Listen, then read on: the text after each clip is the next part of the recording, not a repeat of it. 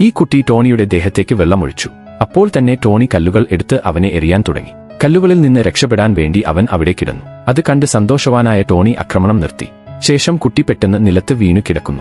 അത് കണ്ട് ടോണി അപ്പോൾ തന്നെ അവന്റെ അടുത്തേക്ക് വന്നു.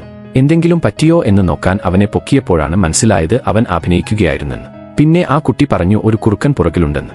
പക്ഷേ ടോണിക്ക് അവനെ വിശ്വാസം ഉണ്ടായിരുന്നില്ല. അതുകഴിഞ്ഞ് അവർ മൈനിന്റെ അടുത്ത് പോയി കല്ലെറിയാൻ തുടങ്ങി. പെട്ടെന്ന് തന്നെ ഒരു ട്രക്ക് ആ വഴി വന്നു. അതുകണ്ട ഇവർ ഒളിക്കാൻ ഓടി ഒരു ചെളി നിറഞ്ഞ സ്ഥലത്തെത്തി. ടോണി ആ ചെളി എടുത്ത് അവനെ എറിയാൻ തുടങ്ങി. പെട്ടെന്ന് തന്നെ അവൻ മനസ്സിലായി ചെളിയിൽ താഴുകയാണെന്ന്. ശേഷം അവൻ കുട്ടിയെ രക്ഷിക്കാൻ വിളിച്ചു. കുട്ടി നടന്നു വന്ന് അവൻ കൈ നീട്ടി. പക്ഷേ അപ്പോൾ തന്നെ കൈ പുറകിലോട്ട് എടുത്ത് നൃത്തം വെച്ച് ടോണിയെ കളിയാക്കി. ശേഷം ടോണി സ്വയം എങ്ങനെയോ ചെളിയിൽ നിന്ന് രക്ഷപ്പെട്ടു. ഇത് കണ്ട കുട്ടി ടോണിയെ നോക്കാൻ അടുത്തേക്ക് വന്നു. പക്ഷേ ടോണി പെട്ടെന്ന് കുട്ടിയെ ചെളിയിലേക്ക് എറിഞ്ഞു. ടോണി ചിരിക്കാൻ തുടങ്ങി. നേരത്തെ ഉണ്ടായ അപമാനത്തിന്റെ പ്രതികാരം എന്നോണം ഇപ്പോൾ അവൻ മെല്ലെ താഴാൻ തുടങ്ങി. കുട്ടി ടോണിയോട് സഹായം ആവശ്യപ്പെട്ടു. പക്ഷേ ടോണി വിചാരിച്ചു നേരത്തെ പോലെ അഭിനയിക്കുകയാണെന്ന്. ശേഷം കുട്ടി നന്നായി താഴാൻ തുടങ്ങിയപ്പോൾ ടോണി അവനെ രക്ഷിക്കാൻ നോക്കി. ഒരു വടിയെടുത്ത് നീട്ടി. പക്ഷേ അവന്റെ കൈ ചെളിയിൽ താഴ്ന്നു പോയിരുന്നു. ടോണി അപ്പോൾ തന്നെ ആരോടെങ്കിലും സഹായം ചോദിക്കാൻ ഓടിപ്പോയി. അപ്പോഴേക്കും കുട്ടിയുടെ കഴുത്ത് വരെ ചെളിയിലായി. അവൻ ഉച്ചത്തിൽ നിലവിളിക്കാൻ തുടങ്ങി. ട്രക്കിനെ കണ്ട ടോണി അലറാൻ തുടങ്ങി. പക്ഷേ അവിടെ ആരും ഉണ്ടായിരുന്നില്ല. ടോണി അപ്പോൾ തന്നെ തിരികെ വന്നു. പക്ഷെ കുട്ടി അവിടെ ഉണ്ടായിരുന്നില്ല. അവൻ താഴ്ന്നു പോയിരിക്കുന്നു. ടോണി ആകെ തകർന്നു. അവന്റെ മരണം തന്റെ തെറ്റാണെന്ന് അവൻ തോന്നി.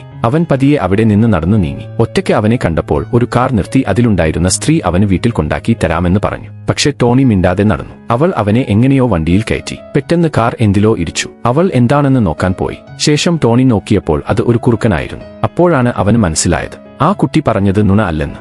അവൻ പൊട്ടിക്കരയാൻ തുടങ്ങി.